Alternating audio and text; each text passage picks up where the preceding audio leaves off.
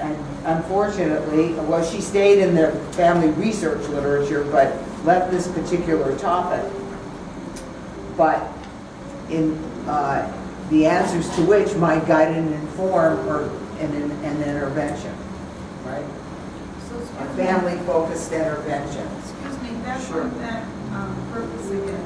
So are you looking at two things here? Family cohesion and adaptability? Right. And you're seeing how time affects? No, and that's a good point and Yeah. a good question. Looking at, right, these two variables, this, and time post-death. So you can almost construe that as three different sets of independent variables. Two, that's why every word counts, two parental bereavement reactions. Let's look at the aims that'll help clarify that. That was a very good question. We're looking at each of those. In other words, because time post-death, if you're capturing parents who have lost a child, if you're capturing them maybe in the first month, their reactions may be different than in 6 months or 1 year. We know that from the bereavement literature. So then these were some of the questions. An elegant, this was a Penn dissertation. What is the relationship between family and parental after the death of a child? What is the relationship? So she analyzed each one of these separately. And then family adaptability and time post-death, and then all together.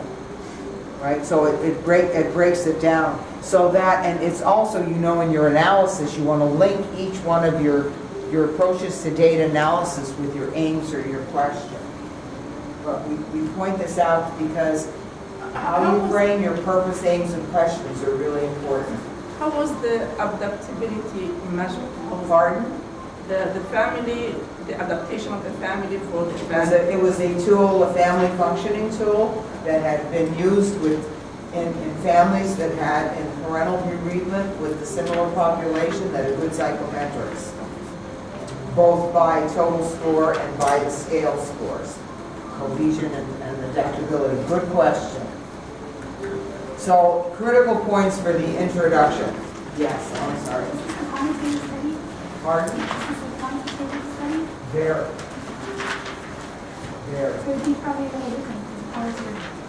Right. Actually, all of these were what I would say. Yeah, we don't. Don't. That's a good question. We don't categorize them that way necessarily anymore, but it helps to know. All of these were quantitative. There's others too, like what is the experience, which he all thought about. But, you know, and I believe this in my dissertation chair many years ago told me, we kind of are drawn to the methods and questions that fit with our own way of thinking, knowing, learning. Yes? Whether it's quantitative or qualitative, does that change how you make your grant proposal as far as the structure? Does it not? The logical flow is still there. You still have to, you know, you still do your introduction, you still do your statement, you still do your aims, you still do your literature review, you still have to detail the methods and design and the approach, how the questions are framed, and the theoretical and the analysis would differ, but you need, right. Right. What were you thinking of? Oh, and my dissertation is going to be a quantitative study, but I several times are very qualitative. Right. How many are thinking of not that we categorize them that way, a quantitative type study? How about, we talked now about mixed methods, where you have both, which is what she ended up with, mixed methods. What about qualitative? I haven't decided yet, right?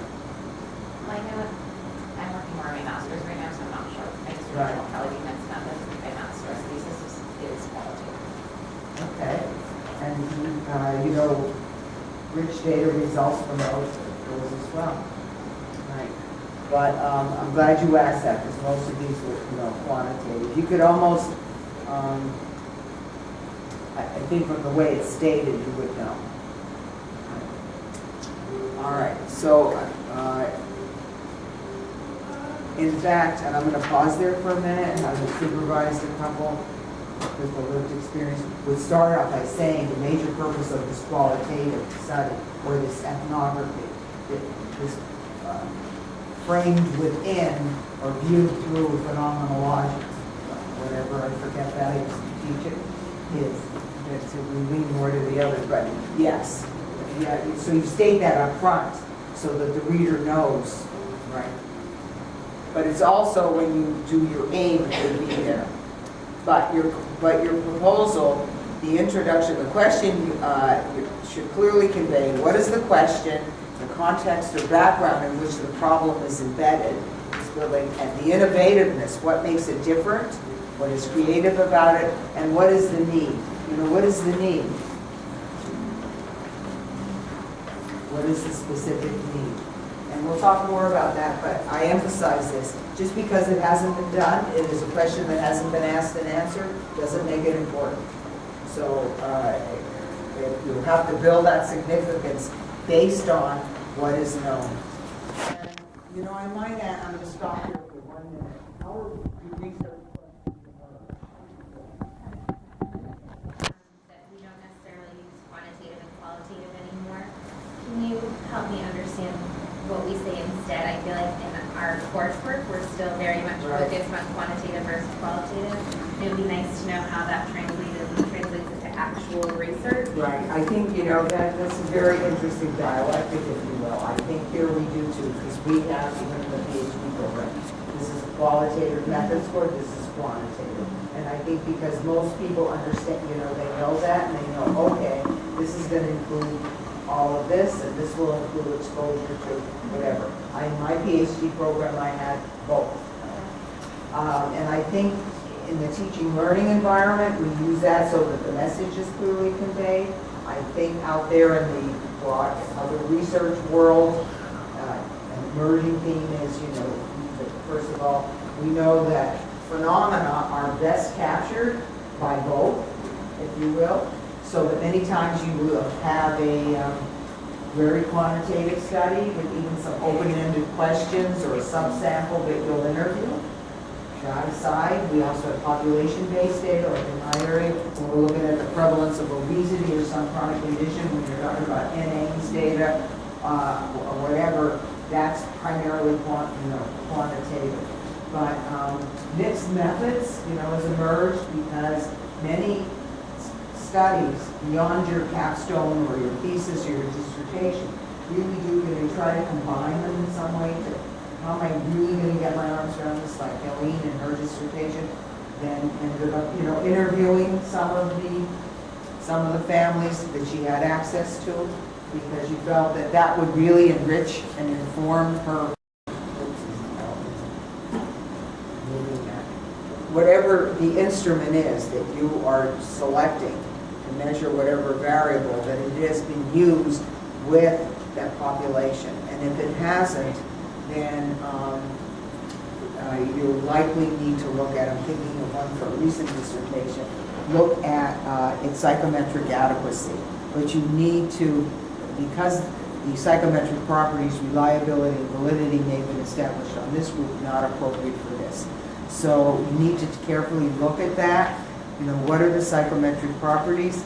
And in some cases, as the parenting style, with the measure had been adapted, she had to re-examine the psychometrics, translated to Spanish, back translated, and then also do the factor analysis to see did the items load in the same way on those 3 dimensions of parenting as they did in the original. So that makes it a more, because then you reduce the measurement error and increase the likelihood of significant findings if in fact they should be, and if they're there. So the more error there is in any of these, the more reliable and valid, the more accurately, precisely, and with reproducibility you're capturing a phenomenon.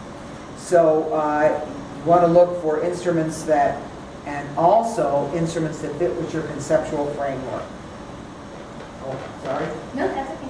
I'm just thinking a little bit about when you're talking about not doing an intervention study as your dissertation. Do you think that it would be appropriate, though, if throughout your course of study you did some sort of a case study that was interventional, I suppose, where you format an idea, put it into practice, and kind of evaluate it to see how it would work. Would that be appropriate to include in your dissertation? Yes, and that, right, I might call that, that's like a quasi-experimental or a quality improvement Okay. kind of initiative. I hear what you're doing, and yes, and that would be appropriate. Okay.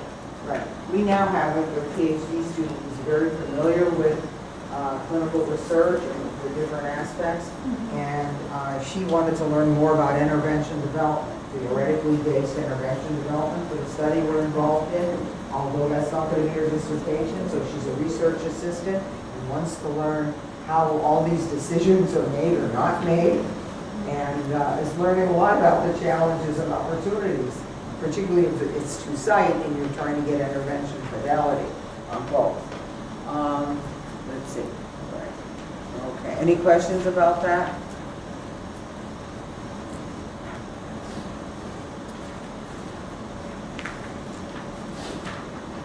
Right. And you link the aims and the proposed approaches to data analysis. And if it's quantitative, you do what you're familiar with this, you'll learn research methods, the sample size estimate based on power analysis. I see a lot of fair shake to it. They now have programs, we used to have to do that. When you're talking about the research method, because I took it back in when I was with my undergrad, are you talking about the margin of error on your research? Margin of error, you mean like a... Well, if you have to look at whenever like you're looking at like a statistic of something, like online or something, usually they don't write the margin of error. So I mean, to me that's an important thing to look at to see how accurate or how you're more likely to be true it is, something. So when you were talking about the errors, the more accurate you're talking about. Right, that's a good question, different but related. Psychometric adequacy, it refers to an instrument, like you're measuring parenting style, you're measuring a particular personality characteristic, and it looks at its reliability, and its validity. Is it reliable? Different types of reliability that there are. Right, internal consistency, reliability, and validity. The higher the reliability, it's usually expressed as an R, the more it's capturing what it is. Factor analysis, for example, is a method of determining validity. So we look at, when you do factor analysis, you look at how the items load on the factors and how much of the variance it explains. So if those three factors are measuring parenting style as an aggregate and they only account for 40% of the variance, 60% of that instrument is capturing something other than what you're trying to measure. But when you talk about error, that's a whole other topic. Whether is it for example, in physiologic measures, we do give, what is the error in measurement, standard error of measurement. So there's a lot of different ways to talk about and define error. The margin error, you're familiar with that, right? The margin error in research methods. Yeah, it's like I think it's 3 point something or 2.65. If it's less than that, or if it's more than that, You're it's talking more about a accurate. standard deviation? I think you're talking about a standard deviation.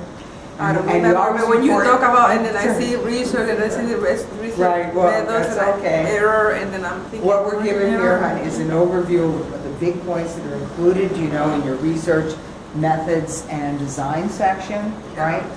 Right. And so, right, if you have instrument X and they say the mean on the reference population is such and such, you always want to know what is the standard deviation, what is the range. Another question? Yeah, what do you mean by power analysis? So power analysis is it's based on several metrics, if you will, and it's a way of when you test your hypothesis, you usually power it. You power your sample size based on your major aim, and you want to know that you have a large enough sample to detect a difference, if in fact a true difference is there, to reject the null. And so other than that, we have to do a little bit more talking about it. Usually if alpha set at 0.05, power set at 0.80, and then you want to determine what is the effect size. So if you're looking at an intervention, what type of effect do I expect based on the literature and prior experience? Is a small, medium, or large size effect? The smaller the effect, the larger the sample size. There's programs to calculate that, but you always want to, for now, and there's